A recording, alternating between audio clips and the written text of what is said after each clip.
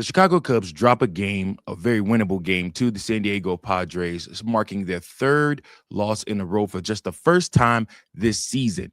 Then, on top of that, we got to talk about the fact that Matthew Boyd just does not look right. Of course, we're also going to hit on the fact that Moises Ballesteros is literally heating up even more. And last but not least, Michael Busch is hurting the Chicago Cubs. We got to talk about it all right after this.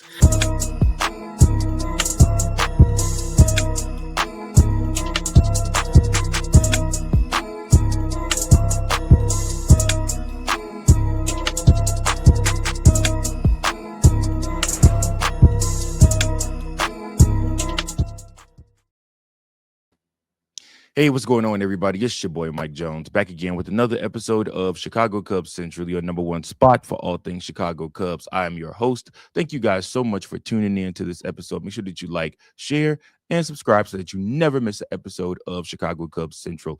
Thank you guys so much, everybody watching on X, everybody also that's tuning in on Spotify and Apple. Make sure that you leave a 5-star review. Thank you, thank you. Thank you. Now, the Chicago Cubs do go ahead and drop another game. Like I said, just their first time dropping 3 consecutive games this season. Now, again, this is frustrating for a multitude of reasons, and we'll get into a few of them as we review this game first. The Chicago Cubs fall 9-7 to the San Diego Padres, and this one hurts bad because they actually had a chance to win this game. The Padres racked up 14 hits in this game.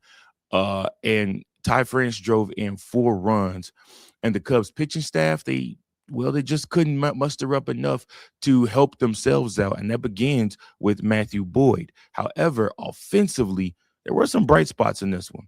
Let's talk about Moises Ballesteros. Ballesteros absolutely exploded with a grand slam in this game. Seiya Suzuki also went yard for the Chicago Cubs in this game. But here's the problem. This game exposed the same issues we've been seeing during the losing streak. Basically, the Chicago Cubs just don't have it in from the pitcher's mound. Um, Again, I know that there's a lot of injuries going on. I know that there's a lot happening, but the Cubs pitchers are giving up runs right now at a very, very high clip. And like I said, I wouldn't say I'm overly concerned necessarily about Shota Imanaga and his outing against the Dodgers. And of course, Jameson Taillon just got beat up bad. You know, he's going to have games like that. To me, more than anything, I'm really actually a little bit more worried about Matthew Boyd. Um, let's just talk about him. So he lasted just a little over 4 innings in the game. He gave up 5 runs. And guys, he just honestly never really looked comfortable in this game on the mound. But this isn't just a one-game issue with him. Boyd is sitting around a 7 ERA currently. Opponents are just hitting him hard, and he's already allowed 15 earned runs in just 18 innings this year so far. So to me, that's not a signal that he's just working through it. That's a serious concern. So if the Cubs are going to contend, they need stability in the rotation. And right now, Matthew Boyd just isn't giving that to him, guys.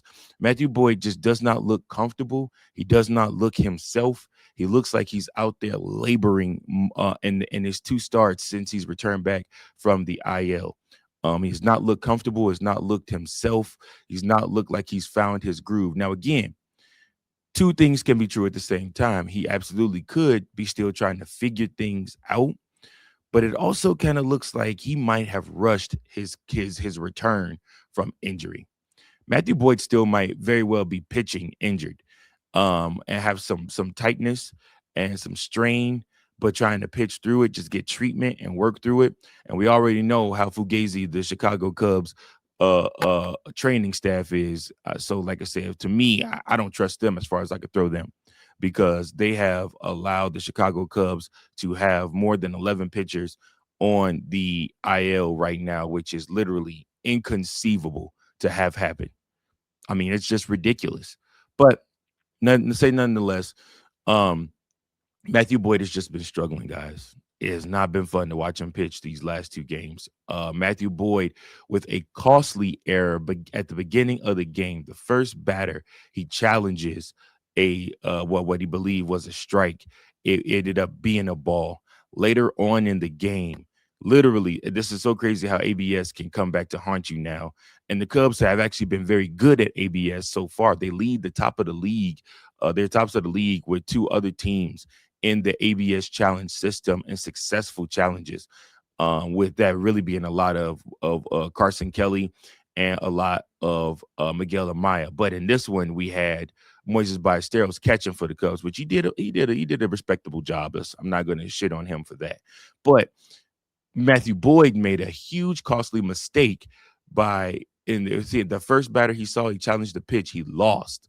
Later on in the game, Ben Brown threw a strike and struck out Manny Machado. However, the Chicago Cubs had already used and lost both challenges early in the game. That right there would have got Ben Brown off the mound. Instead, Ben Brown ends up giving up a base knock, 2 runs.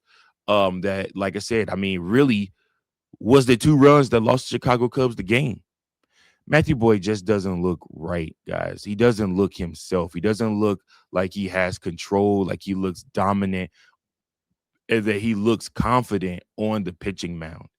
And again, this is just something that maybe he does have to work through, but just this laboring right now when the Chicago Cubs need pitchers to be dominant because so many are injured, I mean, that's a problem. That's a problem. What is going on with Matthew Boyd? And somebody needs to be asking Craig Counsell this on a regular. Like, Craig, what are your thoughts? What are you seeing? What are you not seeing from Matthew Boyd? But Matthew Boyd is also a very honest person too, and he's most hard on himself. So I know he's kicking himself after that start. I know he's going to try to do his best to get right. To me personally, I think he's still playing injured, which I'm going to say something, and people may agree with it, people may not. Matthew, if you're injured, you're hurting the team more than helping them by trying to pitch through and just be an innings eater. If you can't be dominant, if you can't be yourself, go on the IL. Let Javier Assad be a starting pitcher. I mean, I would rather that than for you to come and give up all the runs you gave up in this game. I mean, it just five runs given up in the game. So I don't know. All right, but let's move on to a lighter subject, something that's a little bit easier on Chicago Cubs' stomach. That's being Moises Ballesteros, who, guys, is absolutely arriving. Now because I mean, like I said, Moises he's starting to look like that guy at the plate. He had a grand slam last game. Last 7 games, he's hitting 444. Last 15 games, he's hitting over 500 with power. Guys, I'm going to tell you right now, with this thing going on with Moises Ballesteros is not a fluke. This is a breakout. He is showing you offensively what he can do. He's giving the Cubs something they desperately need right now, which is consistent power and clutch batting. I also want to detail the fact I want to go back to his game against the Dodgers, where he took a walk in a game where, like I said, you would have thought he would have, been trying to knock the cover off the ball, but that he recognized and realized early on the Dodger pitchers could not locate the baseball or locate the strike zone, and he took full advantage of that. I'm telling you guys, Moises Ballesteros comes up, and he does not look like a 22-year-old kid. He looks like somebody that is been playing for years and years and years, and he just walks up to the plate, and he's confident. And he's giving the Cubs exactly what they need. He just hits. He covers the whole strike zone. He's somebody that, like I said, he can catch a ball at any place and just dump it out into left field, right field. Or if you literally let him hit the contact, I mean, he is somebody that absolutely obliterate a baseball with his power. He's given the Cubs exactly what they needed from losing Kyle Tucker, which is power. And I have to apologize, because I was one of the main people in the camp early on saying, I don't think Moises Ballesteros is ready to handle that DH role. Not only is he ready, but he's thriving as one of baseball's best hitters right now. And so we'll leave it at that. Keep hitting, young man. Keep hitting. Last but not least, y'all, we got to talk about Michael Busch, because he is somebody that is not hitting. Michael Busch batting just 204 on the season, only 2 home runs, and an OPS sitting at 583. This just is not what we expected from Michael Busch. Michael Busch hitting second in the Chicago Cubs batting order. It's not going to do it for me anymore, guys. Craig Counsell is going to have to move him back. Just like he moved PCA back, he's going to have to move him back. PCA is batting ninth in the game against San Diego on Monday night. Michael Busch is going to have to be moved up in the lineup, or moved down in the lineup, I guess you would say, because he's just not hitting and he's hurting the team. When you're hitting that type of number, it makes you a liability. But what hurts even more is when you're hitting that type of number in the middle of the lineup. Yes, he had a brief moment during that winning streak, but overall, the inconsistency is killing the rallies and leaving runners stranded. Michael Busch is just not able to find himself right now for the Chicago Cubs, and it's hurting the squad. He's going to have to go and be moved. But let's zoom out. This team was on a 10-game winning streak not that long ago, and now they've dropped 3 straight. So what changed? Well, it's a couple things. There's pitchers instability.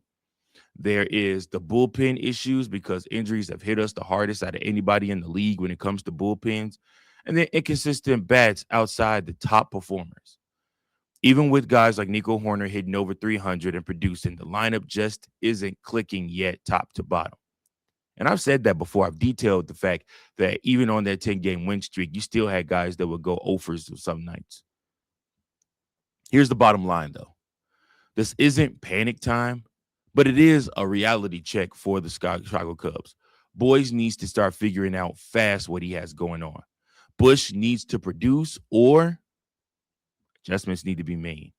And the Cubs need to stop the bleeding before this skid turns into something bigger. Because in the National League, momentum does flip pretty quickly. But listen, that's my time for today. I want you guys' thoughts. What do you guys think about Matthew Boyd? Do you think something's wrong with him? Do you think he's pitching injured? Also, what just drop in how Moises Ballesteros makes you feel. And then last but not least, what are your thoughts on having Michael Busch be in the 7-8 hole for hitting for the Chicago Cubs? I know that is a discrete downgrade for him, but you can move Moises Ballesteros up in the batting order because he's connecting and he can drive in more runs for the Chicago Cubs. As Michael Busch is struggling, he needs to be moved down in the batting order. So let me know your thoughts on all of this and then some. Hopefully the Chicago Cubs can pull out a victory on Tuesday for us as they face the same San Diego Padres one more time. Another 8:40 start time for this one. It will be our ace, Edward Cabrera, up against Walker Buehler for the Padres. Walker Buehler is 1-2 with a 5.75 ERA. Meanwhile, Edward Cabrera is 2-0 with a 2.73 ERA. Edward Cabrera did not look his best his last outing. Let's see if he can change that and reclaim himself in this one. And hopefully we'll be able to fly to W and give ourselves to win the series heading back home to Wrigley on Wednesday. Appreciate you guys so much. Until next time, go Cubs, go. Thank you for watching another episode of Chicago Cubs Central, the #1 spot for all Chicago Cubs content. Remember to like, share, subscribe for more Cubs content.